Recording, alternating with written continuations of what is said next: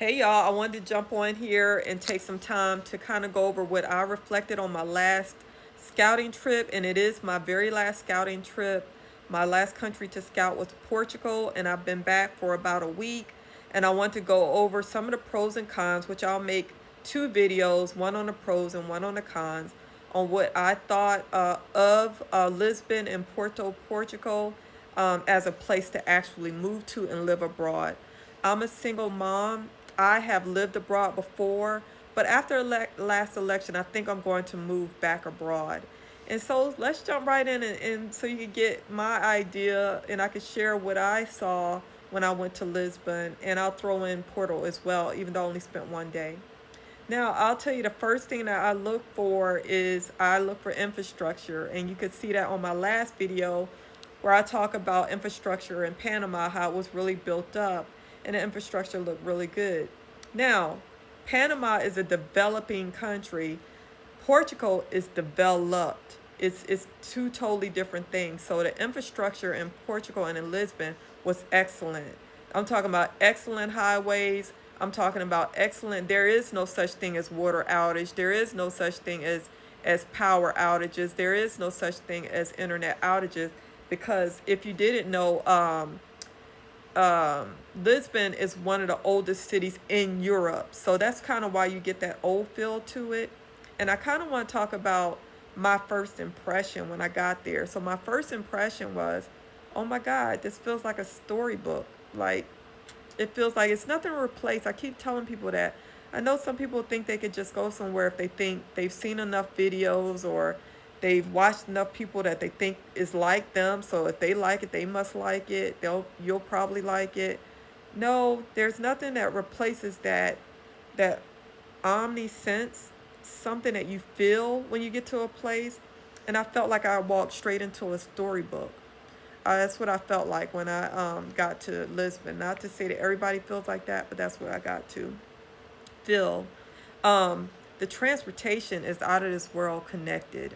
So you don't need a car if you live inside of Lisbon, which I'll talk about probably on some of my con videos. But you don't need a car if you reside in Lisbon, and I don't think you need one if you reside in Porto. Outside of it, yes. But Lisbon, they had a well connected metro system that was very clean and very organized. And they also had trams and buses, like all of this intertwined and interconnected um, transportation system where I could get anywhere. It's to include the beach and include down the river. So any type of water access you want is well in either walking distance if you want to get to the Tagus River, or you can jump on the train and just go to like Cascais, which was another fairy. I'm telling you, talking about fairy tale. That little town was so beautiful. It was like out of a fairy tale book.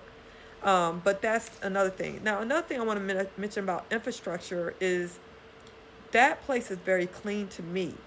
Okay, because I had read and I had saw people say, "Oh, there's dog poo on the sidewalks.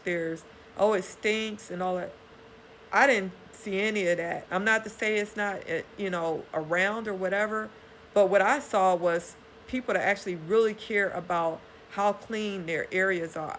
In the morning, I would wake up and take walks, and one of the things I would notice is people outside mopping their sidewalks, and that's because the sidewalks in Lisbon are all like marble tile or some type of tile that they've hand laid, which again is beautiful to see when you see how much people love where they live so much that they've hand laid every single tile on the sidewalks, and they've hand laid every cobblestone in the roads.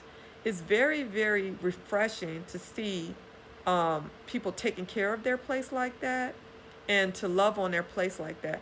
I gotta say, most Caribbean countries I go to, they don't take the same kind of care. A lot of times you see people chucking trash out of their car, or there's a lot of trash issues. But Lisbon, I felt that it was very clean, which is important to me. Now, another thing that I came across and I look at and notice is that community. I want to know if the people are friendly. Now, the reason this is a pro for me and it's not a con is that people are friendly like that. They're not as friendly as like I felt in Lima and um, I'll say Panama was very friendly. They're not that like that. Like, I'm going to just invite you in. I just love you. They're the type of friendly, like, it's cordial. Like, you speak to them, they speak to you. You need something, you ask for them for something, they'll go out their way to get you what you ask for. But it wasn't like, come in, we really want you here, we want you, because this is their place. And right now there's a lot of expat and immigrant activity in Lisbon because of how attractive it is. So that's why I still say it's positive. Another thing that I thought was positive and why it's on my positive list is there's a large black expat community there. There is a large black American expat community there. And that ought to tell you something about the place if you see that many American black expats in one area. So I didn't have to look far when I arrived to see another black American or just another black woman American. I didn't have to look far at all. Matter of fact, I befriended one while I was there, and we're supporting each other as we make these choices to move abroad. Another thing that I thought really stuck out was the weather. So I intentionally went in winter because I'm not a winter person. But what I have noticed about myself is that when I've lived places where there isn't a winter, like I've lived in Hawaii, there's no winter in Hawaii. And I've stayed for very long periods of time in Dominican Republic. There's really no winter in Dominican Republic. I miss the seasons changing. Even though I don't like winter, I like the feeling of a season change to make me feel like things are still the way they're supposed to be. And I don't know if everybody will relate to that because some people are just boycott winter. But I kind of still like the crispness that comes with a fall or a winter, but I don't like the frigid, freezing cold temperatures of winter. When I went over to Portugal, that's what I got.